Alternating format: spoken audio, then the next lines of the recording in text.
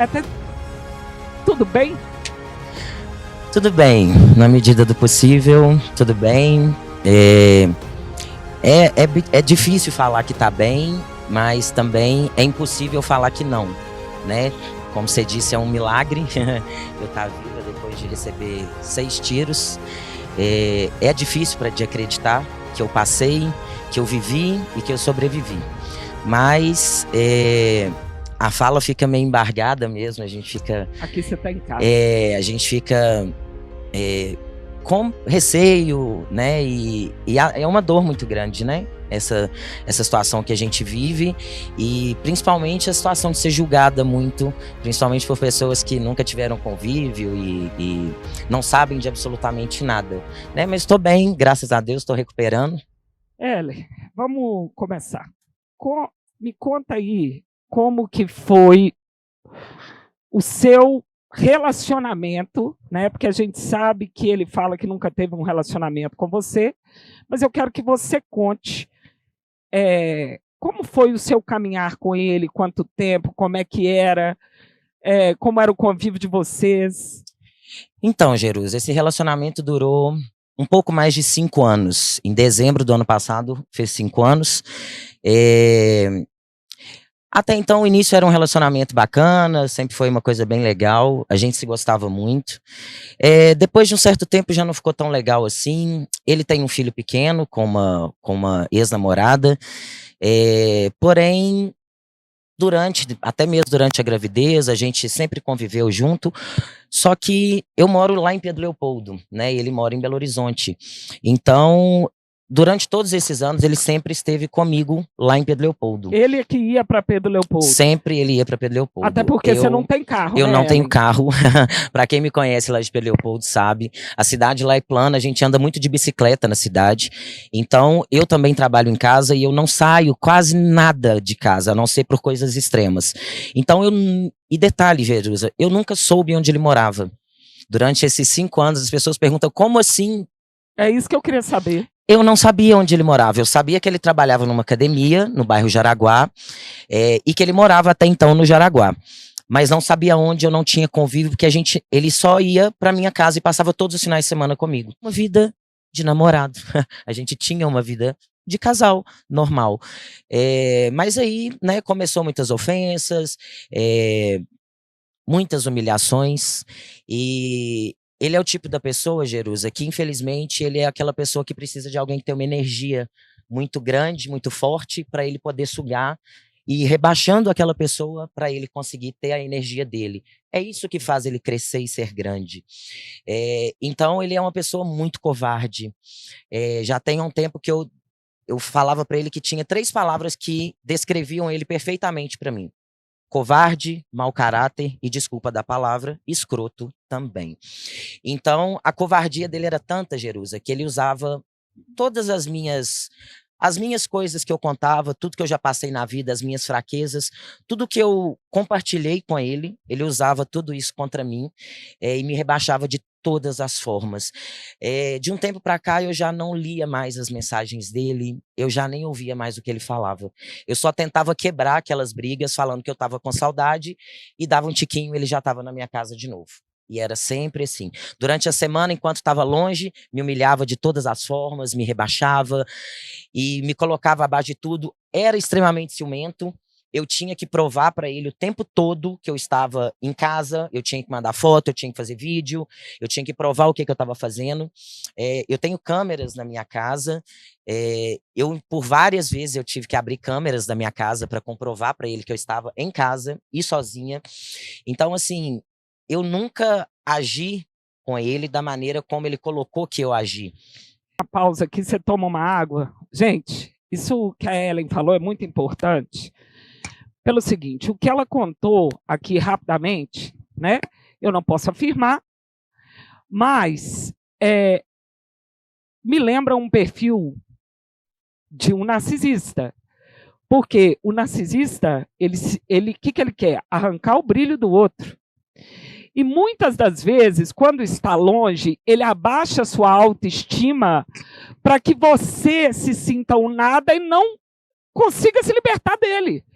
e ele consegue viver a vida dele para lá, para ele arrancar o brilho de outra pessoa para lá, porque normalmente eles costumam ter outros casos, porque depois que ele já fez você virar, entre aspas, fã dele, ele precisa de fazer outra virar fã, e aí vai. Aí ele abaixa sua autoestima, você se sente um nada, não quer nem sair de casa, e ele tem a segurança que você vai estar lá quando ele quiser, porque você está um lixo. Então, tudo isso é de caso pensado. E o bloqueio é aquele abuso do silêncio. E só para você ter uma ideia, Jerusa, já tem um bom tempo, para mais de um ano, ou bem mais, que eu vinha falando muito isso com ele. Eu falei, cara, você tirou meu brilho, você tirou a minha vontade de sorrir, ele tirou o meu tesão em treinar, que é o meu trabalho, é a minha vida, a musculação. Ele tirou o meu prazer real de viver. Eu realmente eu não me olhava no espelho mais, eu não me cuidava, eu não fazia mais minha unha, sabe, ele me matou já há muito tempo. Ele já vem me matando há Você muito virou uma tempo. morta-viva. Exatamente. Eu falo que eu virei uma morta-viva do lado dele já há muito tempo. E as pessoas do meu convívio, todas elas percebiam a minha tristeza, porque eu sou uma pessoa muito alegre. Eu tô, para quem me conhece, para quem convive, para quem tá lá vendo meu Instagram todo dia nos meus stories, eu tô sempre sorrindo, eu tô sempre com uma energia, com alto astral lá no alto, independente da situação. Eu sempre fui assim, eu sempre fui positiva nas situações.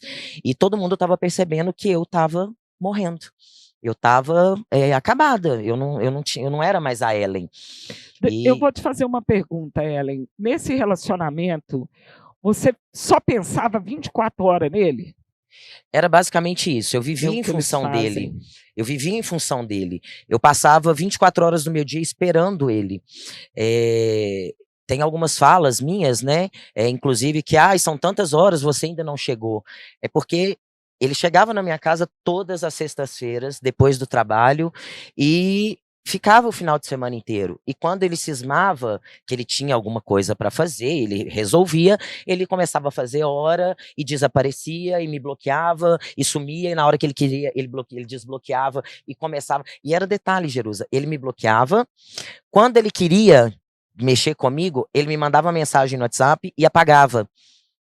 Mandava mais uma e apagava até eu chegar e perguntar o que foi, mas ele diretamente procurar, não. Aí quando eu perguntava, que eu tô com saudade, não aguento mais viver longe de você, e etc. De cinzas, né? Na famosa quarta de cinzas. Me conta o que aconteceu, porque no carnaval tava tudo lindo. Tava tudo lindo.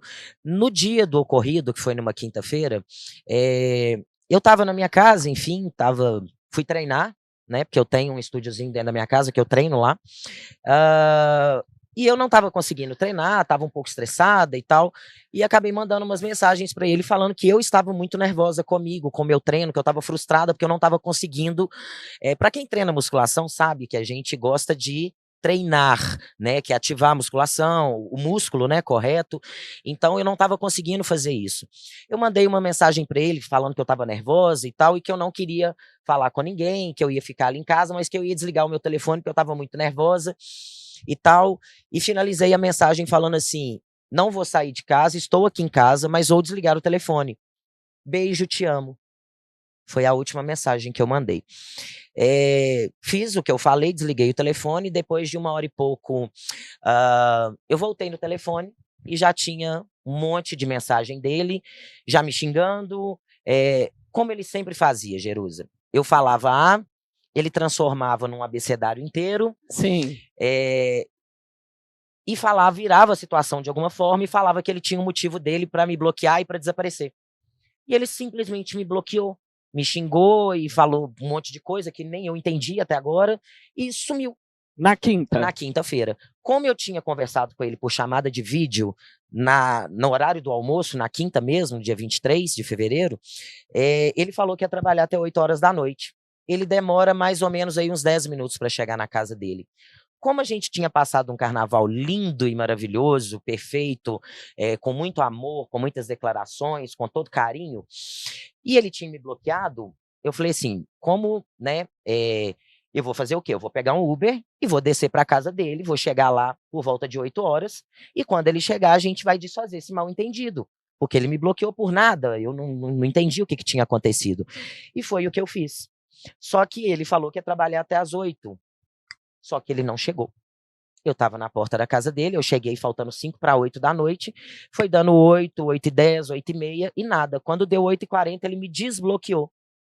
Eu já liguei para ele de vídeo, ele já não quis me atender e começou a falar que estava com a mãe dele no supermercado. Eu pedindo para me atender, para ele me ligar, e ele não queria, rejeitando e desconversando. Foi quando eu mandei uma foto na porta do apartamento dele, falando: eu estou aqui te esperando, tem quase 1 hora já que eu estou aqui. Você falou que ia trabalhar até às 8. Você não chegou aqui. Ah, o que você está fazendo aí? Ô, Jerusa, quando ele viu a minha foto na porta da casa dele, esse homem virou literalmente um demônio. Ele surtou completamente, já começou a me xingar de tudo quanto é jeito, etc.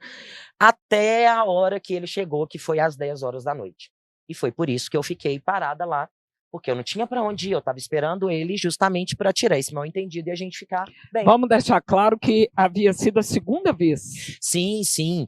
Que Eu você conheci foi isso. o apartamento dele. Só Em para deixar 5 claro, anos. em 5 anos eu não sabia onde ele morava, eu não tinha a menor Isso, ideia. deixa isso bem claro, tá? Exatamente, eu não sabia. Ellen, mas como assim, 5 anos e não sabia? Não, gente, não sabia. Eu não saía de Pedro Leopoldo. Era ele que vinha de Belo Horizonte para Pedro Leopoldo para me encontrar. Ele que estava na minha casa. Então eu não sabia onde ele morava. Na segunda-feira de carnaval, ele precisava colocar ração para a gata dele, como ele já estava na minha casa desde sexta-feira, e Belo Horizonte e Pedro Leopoldo é relativamente bem perto. Então o que acontece? Na segunda-feira de carnaval eu conheci, né, o apartamento dele. A gente foi para ele colocar ração e voltamos. Quando foi na quinta-feira do ocorrido, que foi o dia do milagre, foi a segunda vez que eu tinha ido no apartamento dele. Eu não conhecia o apartamento dele, muito menos eu ia saber, como ele mesmo disse, que eu sabia onde estava a arma dele. Eu sabia sim, Jerusa, que ele tinha armas, porque isso era fala dele para mim. Ele me contava dentro da minha casa, então... Normal. Então, nessa quinta-feira, eu acabei indo lá para casa dele para a gente desfazer esse mal-entendido, já que a gente estava bem e eu não estava entendendo o que tinha acontecido. Foi quando ele só chegou às 10 horas da noite. E você do lado de fora esperando. E eu tinha, inclusive, tocado lá, né? Eu toquei pro porteiro, porque lá é um condomínio, um conjunto, e o porteiro avisou que ele não tinha chegado. Eu falei, não, eu vou aguardar aqui que ele deve estar chegando. E foi isso. Quando ele chegou, a gente entrou pro apartamento, ele já estava extremamente transtornado, com cara fechada, não trocou uma palavra comigo. E quando a gente entrou, ele começou a mexer em algumas coisas lá da gata dele, e eu sentei na sala. Tinha uma mesinha com 2 cadeiras e eu sentei. Ele já veio me xingando, falando um monte de palavrão, gritando, e o que você quer e não sei o que. Eu falei, eu não estou entendendo por que você está brigando comigo, por que você me bloqueou, por que você está brigando, por que você está nervoso. A gente passou um carnaval ótimo, eu te falei que eu estava nervosa com o meu treino, de repente você me bloqueou, o que aconteceu? Aconteceu alguma coisa que te deixou nervoso e você me bloqueou, o que foi? E ele não falava, começou a me xingar, sentou, e eu falando, né, perguntando o que estava acontecendo, ele me xingando com vários palavrões, e até que ele perguntou, o que você quer? Eu falei, eu quero ficar bem, eu quero que a gente fique na boa, eu não estou entendendo por que você está brigando, o que foi que aconteceu, pelo amor de Deus? Ele simplesmente levantou, nesse momento, colocou a mão na cabeça, gritou alguns palavrões. A última frase que ele falou foi, olha a merda que você fez, com a mão na cabeça, e entrou para o corredor do prédio, lá do apartamento dele. Eu estava sentada eu fiquei. Com menos de 5 segundos, Jerusa, esse homem voltou. Eu estava sentada, ele voltou pela minha lateral esquerda, não deu tempo nem de ver ele chegando, foi muito rápido. Quando eu pensei em olhar para o lado, eu já tomei um tiro no meio do rosto. Não deu tempo nem sequer de olhar, tanto que por aqui, ó, eu tenho essa marquinha redondinha, a câmera vai conseguir ver. Tira esse tempo. É bem essa marquinha aqui, ó, redondinha, que foi onde entrou o primeiro tiro. Ele fez um curso em diagonal e parou aqui no meu queixo, onde fez onde quebrou, né, a minha mandíbula nessa região toda aqui. E nesse momento, Jerusa, é o que eu imagino. Ele ia me dar um tiro para me matar. Ele me deu um tiro para me matar. Ele só não contava que eu não ia simplesmente cair morta naquele momento. que ele me deu esse tiro na boca. Foi uma coisa tão assustadora, é até um pouco difícil de falar. Para quem tá vendo aí, eu tô Você tremendo. quer uma água? Vou tomar um golinho de água que eu fico, ela, por favor. me dá aqui. Deixa que me eu deixa coloco. um pouco nervosa de falar. Vocês desculpem, mas é completamente compreensível, né?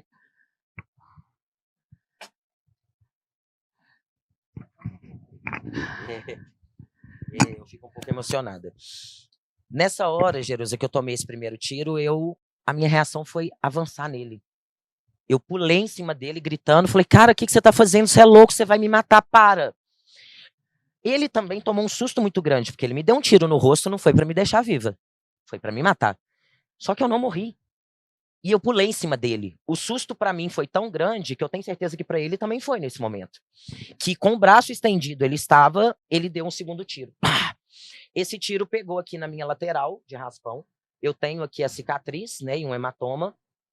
E na hora desse tiro, o meu corpo girou, porque, né, nessa pressão, meu corpo girou e eu caí, Jerusa. Eu caí no chão com o rosto desse lado aqui no chão e dessa forma, assim, com o corpo torcido. E quando eu caí, ele chegou em cima da minha cabeça e pá, deu mais um tiro. Foi o tiro que entrou na minha nuca. Inclusive, ele está na minha nuca até hoje. Ele não vai sair daqui. E esse tiro entrou e por um segundo eu senti um teto preto. E também, nesse mesmo segundo, eu escutei uma voz dentro da minha cabeça que gritou muito alto para mim, levanta. E também falei na minha cabeça, eu vou morrer. Eu achei que nessa hora eu não ia ter como sair viva dali. Já era o terceiro tiro que ele deu. Ele deu um tiro no meio da minha cabeça. Eu estava caída no chão, eu só senti o teto preto. Falei, vou morrer. E escutei uma voz, levanta. Do jeito que eu estava no chão, Jerusalém, eu levantei e me joguei para cima dele. Tinha um sofá, assim, tipo esse seu, só que de 2 lugares. Eu fui para cima dele, ele caiu sentado no sofá, com a arma entre nós dois. Eu caí caída, com o corpo totalmente caído em cima dele. Ele tirou o braço do meio de nós dois, fez isso aqui, encostou nas minhas costas, do lado direito, e atirou. Pá! Deu mais um tiro. Na hora que ele fez isso, eu dei um soco no braço dele. Foi quando o meu corpo veio e ficou de frente para ele. Ele encostou a arma aqui no meu ombro e deu mais um tiro.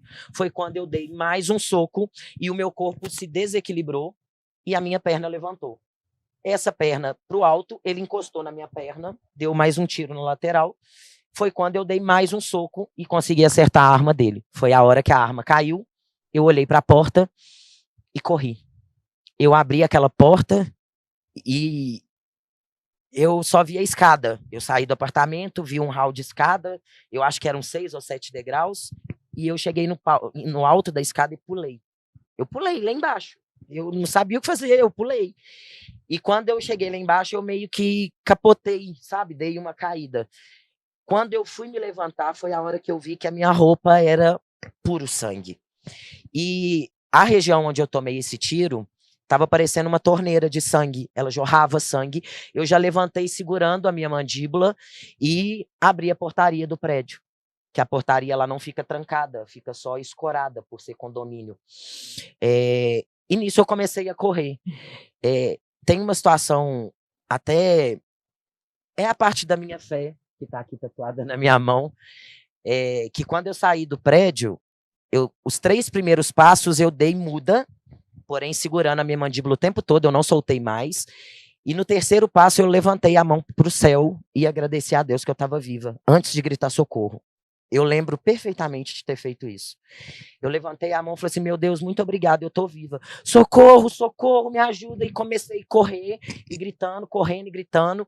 Só que o prédio dele fica embaixo do condomínio. Eu tive que andar um tanto, depois eu tive que subir até chegar na região da portaria e da garagem. E eu gritando, quando eu comecei a subir, eu avistei uma mulher. O que foi?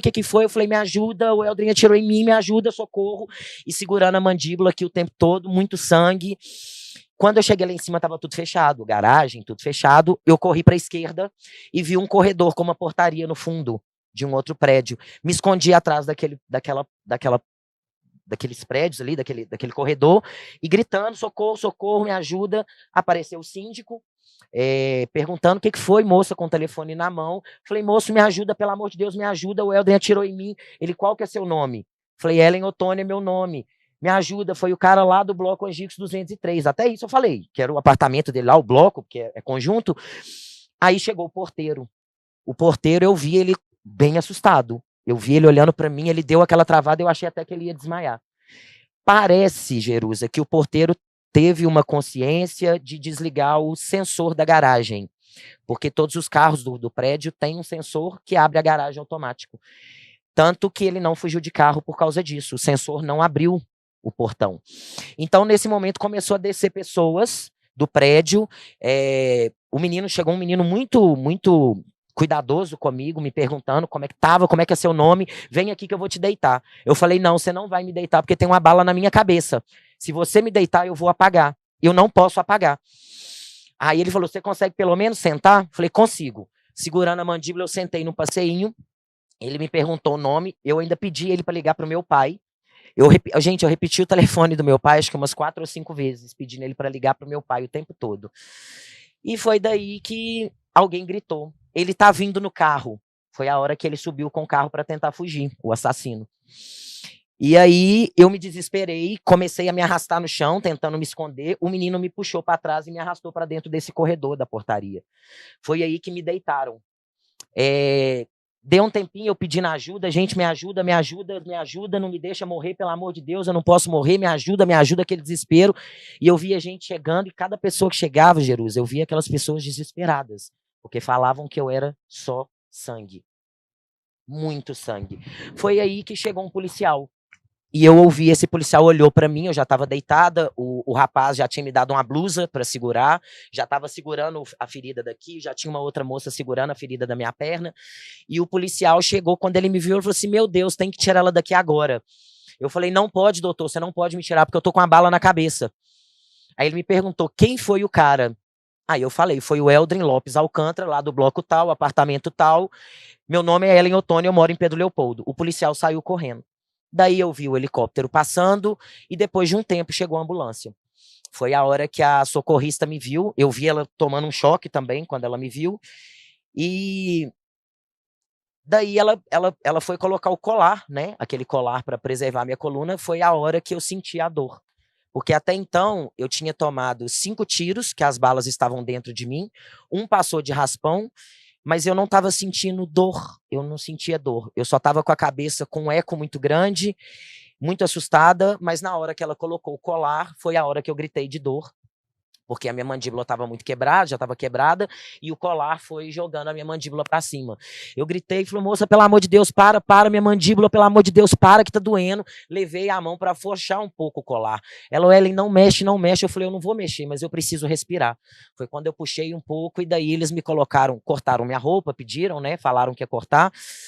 Tiraram toda a minha roupa, me colocaram na maca e tal, e me levaram para a ambulância, e daí nós chegamos lá no João 23, que é um hospital sensacional. Ele é referência. É um hospital que eu até queria aproveitar, já que eu estou aqui, Sim. E agradecer para quem está assistindo, que estava lá naquele dia, que me ajudou, que me socorreu, as pessoas do prédio, os socorristas, os policiais, e as pessoas daquele hospital que foram incríveis, incríveis. Todas aquelas pessoas que estavam ali, desde os médicos, os enfermeiros, as pessoas da limpeza, as meninas da refeição. Eu fui tratada ali com todo carinho e respeito, então eu queria deixar o meu agradecimento mesmo. E nisso, Jerusa, quando a gente chegou, já me levaram para tomografia e fiz raio-x, tomografia, até quando o médico falou que a minha mandíbula estava muito inchada e ia acabar parando a minha respiração. E eu indaguei ele, eu falei, doutor, você não vai me entubar, né? Ele falou, Ellen, não tem jeito, eu preciso te entubar, porque senão você não vai respirar. E eu ainda falei com alguém, que eu não lembro quem, falei, não deixa me apagar, porque senão eu não volto. Foi aí que eles me entubaram, Jerusa. E aí me colocaram em coma induzido por 2 dias, e eu acordei no CTI, eu já não estava mais entubada, eu já tinha feito uma traqueostomia, né? Que tô vendo aí. uma marquinha aqui ainda. Eu achei, inclusive, que eu não tinha sido entubada, sabe? Eu achei que eles não tinham conseguido realmente entubar e tinham feito só tráqueo. Eu acordei com minha prima do lado e eu não tinha como falar, minha voz não saía, mas eu perguntei para ela que dia que era. E ela falou que era domingo.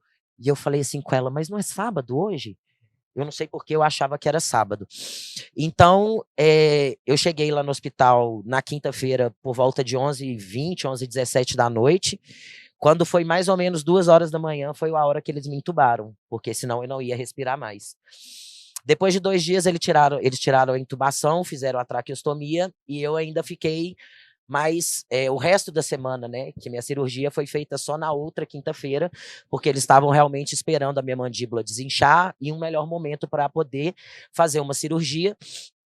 Tanto que dá para ver, né? A minha mandíbula ainda está inchada. Eu ainda tenho uma parestesia, que é aquela sensação de anestesia, e uma paralisia. O meu sorriso está voltando aos pouquinhos. Aqui está tudo anestesiado, está bem duro. A cirurgia foi feita por baixo, aqui. Eles abriram aqui para retirar a bala que entrou e para colocar esses ferrinhos que eu tô, que é uma contenção, que eu vou precisar fazer ainda o procedimento cirúrgico para retirada. Então, hoje eu tenho uma bala que está na minha nuca, aqui. O tiro que entrou nas minhas costas e o tiro que entrou no meu ombro, os dois pararam no meu bíceps, tá os dois juntos aqui, as duas estão numa posição assim, parado, e o tiro que entrou na coxa, ele atravessou a minha coxa e parou na minha virilha, no meu músculo adutor, bem próximo do meu genital, inclusive.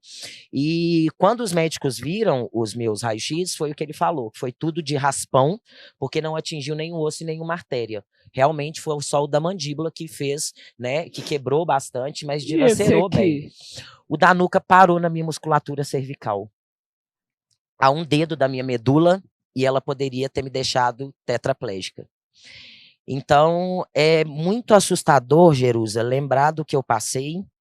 Eu escuto que aquele foi quem tiro, você amou que fez isso com você. Uma pessoa que estava ali falando que me amava, que me tratou como rainha dias e horas antes, e por nada, do nada, e eu ali só perguntando por que ele estava nervoso, o que tinha acontecido.